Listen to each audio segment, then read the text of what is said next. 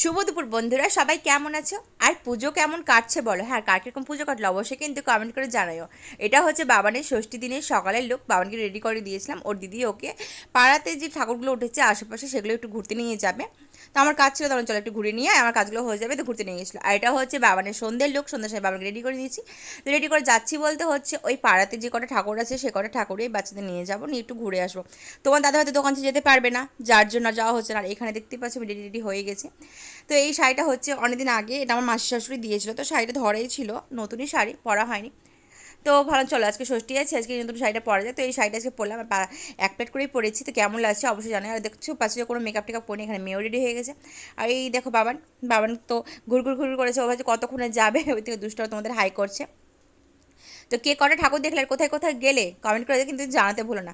তো এই ভিডিওগুলো করা হয়েছিল, ভাবছিলাম প্রথমে যে ডিলিট করে দেবো, আর ভালো লাগছে না এডিট করে পোস্ট করতে, কিন্তু তারপর মনে পড়লো যে না থাক, এগুলো আবার একটু এডিট করে নিই, কষ্ট করে এডিট করে পোস্ট করেই দিই, যেহেতু করেছি যখন তাহলে এডিট একটু নয় কষ্ট করে করেই দিই, তাই না? তো তাই জন্য একটু এডিট করতে বসে গেছি। আর এই ভিডিওটা দেখতে পাচ্ছ আমার ষষ্ঠীর দিনের ভিডিও, আমি পোস্ট করছি কিনা অষ্টমীর দিন।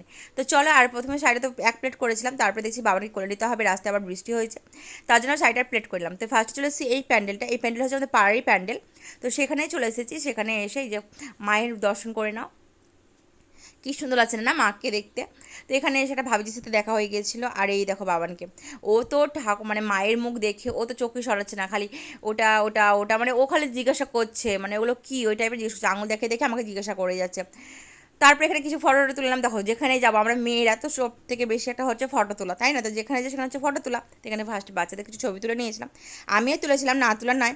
আর এখানে একটা জিনিস দেখবে, দেখো বাবানকে দেখো, ও কিন্তু এখনও মায়ের মুখের দিকে তাকিয়ে আছে। আর ওই দেখো বারবার জিজ্ঞাসা করছে, আঙুল দেখে দেখে যে ওটা কী এটা কী সেটা কী। তো চলো, এখানকার ঠাকুর তো দেখা হয়ে গেল। তো এখন এখান থেকে বেরিয়ে পাড়াতে আরেকটা ঠাকুর আছে, তো সেটা যাবো দেখতে, চলো সেটা যাওয়া যাক। আর তোমরাও সাথে থাকো, দেখতে থাকো। আর হ্যাঁ, কে কোথা থেকে আর ভিডিও দেখছো অবশ্যই কিন্তু কমেন্ট করে জানাতে ভুলো না। আর হ্যাঁ, যারা নতুন তারা প্লিজ একটু পাশে থেকে একটু আমাকে ফলো করে দিও। তো এখন ওই যে বললাম পাড়াতে আরেকটা ঠাকুর উঠেছে, তো সেখানে যাচ্ছি। দেখো বাড়িতে বসে থাকার থেকে ওই মা, দেখো আমরা বছরে তো ওয়েট করে থাকি না বাঙালিরা, যে কবে পুজো আসবে, আর কবে আমরা একটু ঠাকুর মায়ের দর্শন করবো, কবে ঘুরতে যাবো, একটু প্যান্ডেলে ঘুরবো, তাই না? তো এই কটা দিন বাড়িতে বসে থেকে লাভটা কি? তার জন্য ষষ্ঠীর দিনও বেরিয়ে পড়েছি বাচ্চাদের নিয়ে। বললাম না তোমার দাদা ভাই কাজের অনেক চাপ দোকানে, তো দোকান ছেড়েও যেতে পারবে না, তাই আমি বাচ্চাদের নিয়ে পাড়াগুলো দেখতে বেরিয়েছি। আর এখানে দেখো মায়ের মুখটা কি সুন্দর, কি ভারী মিষ্টি, তাই না? তো এই যে একটা ভাবিজির সাথে দেখা হয়ে গেল, এটা হচ্ছে আমার হাজব্যান্ডের বন্ধুর ওয়াইফ। তো আর কি, এতে ঘোরাটোরা হয়ে গেল।